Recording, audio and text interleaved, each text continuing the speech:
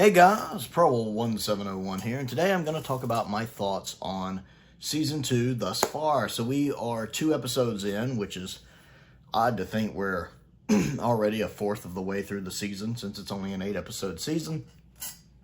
And I've really enjoyed the season so far. I think both episodes have been varying degrees of good. So no bad episodes yet.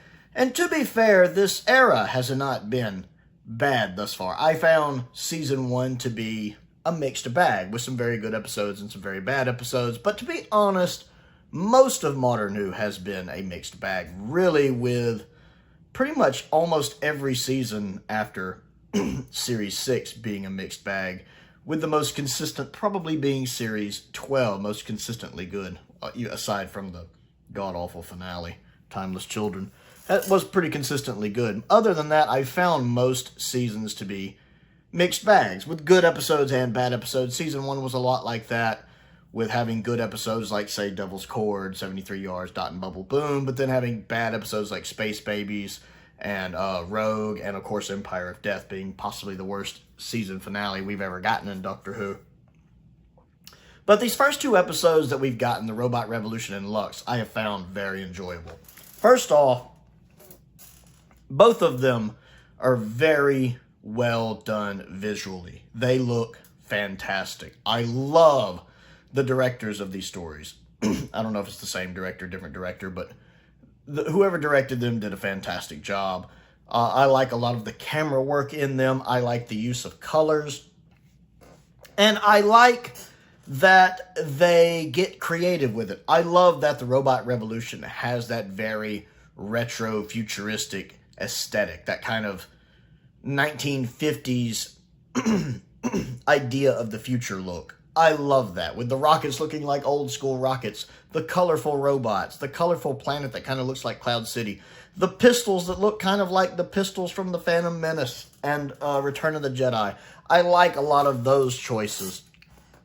I like in Lux, there's a lot of off-kilter camera work sometimes to give you a sense of wanting to look over your shoulder, a sense of unease and eeriness that is done really well at times. That opening, the cold open to Lux, is phenomenally good. And a lot of that is down to the camera work, when you're seeing the light beam shining through the camera and everything. That's just really well executed.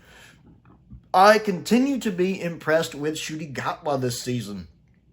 I'm really liking him as the Doctor this season.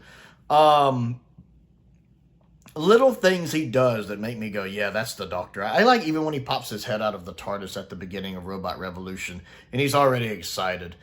That makes me think of the Doctor, just ready to go. Little things, little moments he's done that I've really enjoyed. Belinda, Belinda I'm still trying to adjust to, because she acts a lot different in episode 2 than she does in episode 1. The antagonism between her and the Doctor in Robot Revolution was interesting, and I feel like that resolves a little too quickly in episode 2. We get it a little bit at the beginning, like when she's like, we can just get in the TARDIS and leave. You really want to investigate this, don't you? I liked that.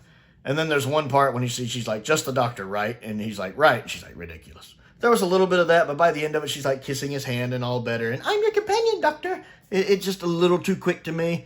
To be fair, 8-episode season, so not completely their fault. I do think the actress playing Belinda, I can never remember her name, I think she's doing fine. Because I wasn't overly impressed with her in Boom. I don't think that was her fault. I didn't like any of the guest characters in Boom, despite liking Boom. But it felt more like a Ruby the Doctor episode, really. But she's doing a really good job playing Belinda. I'm liking her in that. Alan is great as Mr. Ringading. I love the animation style of this. It has a very Who Framed Roger Rabbit feel to it. I love Who Framed Roger Rabbit. I love that movie. You know, I was born in the early 80s. It's a huge child of the 80s, so I love Who Framed Roger Rabbit. And it absolutely made my day watching Doctor Who Unleashed, finding out one of the animators who animated Lux was also one of the animators for Who Framed Roger Rabbit. That put such a smile on my face. But I like taking that old 1930s art style that I think a lot of us just think of it as the Cuphead art style, because that's, of course, the art style they use in the game Cuphead, And it works really well. The bendy arms, the exaggerated expressions, it just really fits. So I like Mr. Ring-a-Ding. I don't really care about how the episode resolves with them giving him too much light. I mean, I get the whole, we're 60, 70% water thing, but you can still drown. I get what they're doing. It felt a little anticlimactic to me. Now, I do love just visually what they do with Lux, where they go inside, like the film, they're done as cartoons, that very Scooby-Doo art style, and even their voice work is done similar to how like 60s animation voices would be done in like Scooby-Doo. They're a little different, and I commend Shooty and Belinda's actress for doing that. And the bit when they're flipping the frames, that's really cool. Even the scene when they meet the Doctor Who fans, which, again, the first time I saw it, it was a little jarring. I've kind of adjusted to it, having watched, a few other people's reactions to it. And so I have a hard time watching an episode a second time, but I tend to watch other reactors I like. So I kind of get the cliff notes of repeat viewings from them. And, it's just interesting. I think the 3 actors playing the fans did a good job. I buy that they're Doctor Who fans. They're probably Doctor Who fans in real life. I cannot abide the fact that the collection sets on the background in there, though, are not right. They're not in the right order. I think there's like Season 9, Season 2, and Season 20 or so, and I think one of the standard ones there. But the Season 9 was before the Season 2 one, and I'm sitting there going... a little nitpick there. But Robot Revolution, like I said, I didn't mind the whole cat thing. I can't believe that became a thing on the internet. People are like, no, you killed the cat. You can't do that, Russell. And I'm sitting here going, y'all need to not watch Horror Fang Rock. Because if just one cat death bothers you, you don't want to watch Horror Fang Rock.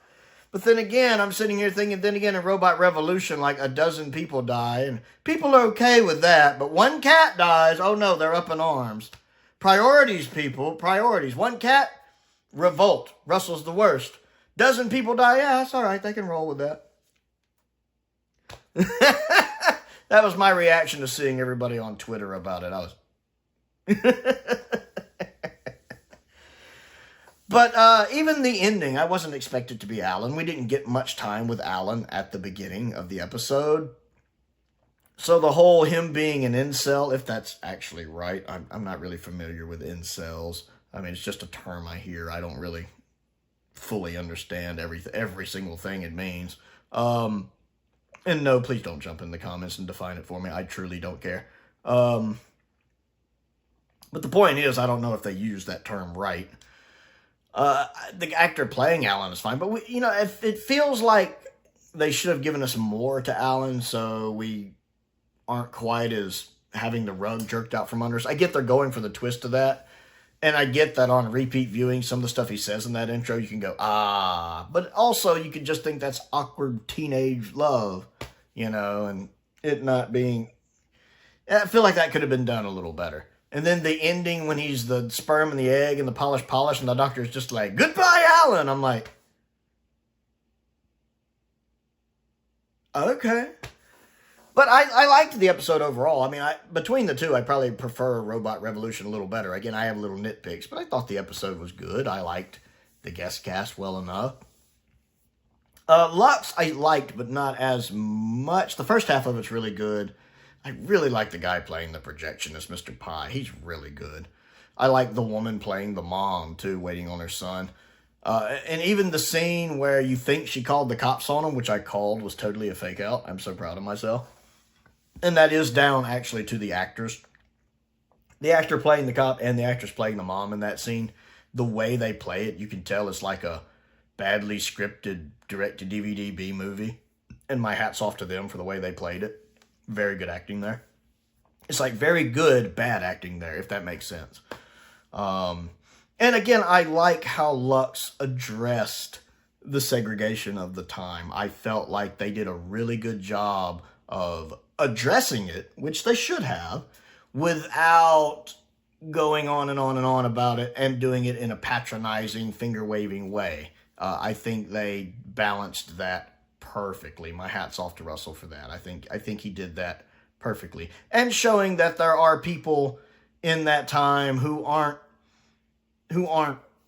racist, you know, that there are people in that time who are able to look past things. One of the problems I have, my main complaint about Rosa, if you've watched my channel, is the fact that while I can totally believe there were people like that back in that time in Rosa, that there were a bunch of sadly, poorly, very racist people back then, I've always had problems believing that literally everyone was like that back then. That's always been my main contention, my main problem with Rosa, which is still objectively a good episode.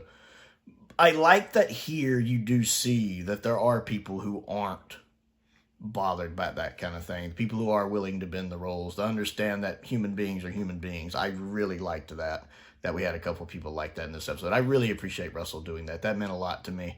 Yeah, just the ending of Lux was a little anticlimactic for me. I still liked it, and it's visually very impressive. And again, I really like the performances, the guest cast and the main cast. So I've really enjoyed both of these stories to one degree or another. They've both been hits for me. Neither of them have been misses. I can see myself going back and rewatching either or both. So we're 2 for 2 for me in season 2 with 6 episodes to go. Definitely a better start than season 1 was, where season 1, I didn't really care for Space Babies for the most part. I had a couple things I liked. And Devil's Cord I liked. I didn't love it, but I liked it. Like, if you ask me what's better between Devil's Cord and Lux, I probably would have to think on that a bit, because I enjoy both episodes. I don't think they're masterpieces, but I enjoy both episodes. You know, Devil's Cord, I have Jinx's fantastic performance. It's so over the top, and I love it. But I also really like Mr. Ring-a-Ding's character, and Alan voices him well, too. So it's 2 great Doctor Who villains, both of which I'd love to have back at some point. And both good performances from Shudigawa and the respective companion. So yeah, I'm liking where Doctor Who is going. I'm still waiting on the 73 yards Dot and Bubble episode. You know, the 2 that blew me away. Those were my 2 favorite episodes from season 1, and they're just masterpieces. I loved them. They are, you know, S tier. You know, 73 yards is either A tier or S tier. I love 73 yards. Dot and Bubble was my favorite of the season. Solid S tier. I loved Dot and Bubble. I'm still waiting for that this season. You know, I haven't gotten my S tier episode yet, but I'm confident that there's a good chance I will get one. The preview for next week's episode looks like it could be really good. I'm excited for that. I hope the rumors about it aren't true, but I am excited for that, because some people are claiming it might be a sequel to another episode, and I hope that's not the case, because that episode is fantastic in its own right and doesn't need any explanations whatsoever. Just let it stand on its own, and I hope this is something totally different. We'll see. But yeah, it's been, I'm liking 2020, I'm liking 2025 for Doctor Who so far. I've had my Season 7 box set. Of course, I love Season 7, one of the best seasons in classic Doctor Who. I'm always up for a rewatch of Inferno. I've gotten the Savages here in animated, and I really liked the Savages. I found it enjoyable. I've watched the black and white animation and the telesnap reconstruction. Still need to watch the color animation, but very much liked it more than I thought I was going to.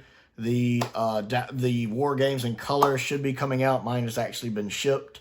I'm waiting on it to come in. I think I'll enjoy rewatching that again, because while, of course, I prefer the original War Games, it's one of my favorite Troughton stories, I did like the colorized version. It's a nice option when you're in the mood for something different, and the colorization on it's phenomenally good. And then I've also had a couple Big Finish stories I really enjoyed, like Maltese Penguin, for example. I've had some Big Finish stories I'm not too keen on. I'm working my way through one of those now. But I did like Maltese Penguin a lot. And then I also have enjoyed Season 2 so far. I liked Robot Revolution, and I liked Lux. And they've both been so visually impressive. You can really see the Disney money. And I'm very, very pleased with how those episodes have been directed. So what do you think of Doctor Who so far, Season 2? What do you think of Season 2? Comment down below. Let's talk about it. Don't forget to click the like button and the subscribe button as well. I also have a Patreon. If you would like to support me on that, there is a link to that down there. I have a P.O. box. If there's anything you'd like to send me to look at and review, I would love to get some more of these standard edition sets. If anybody has a little extra change, Not that many of us do these days. But who knows? You might be that millionaire living in that, 10,000 square foot house. I don't know. Feel free to send one along. I would love to get one. I also want to give a shout out to some of my top tier patrons, Colin Coney, Sam Venning, Finn Perkins, and Unknown289. I appreciate their support as I do the support of all of my patrons. It's very much appreciated. My link to my Amazon wish list is down there. A link to my Amazon UK wish list is down there as well. Most importantly, thank you for watching.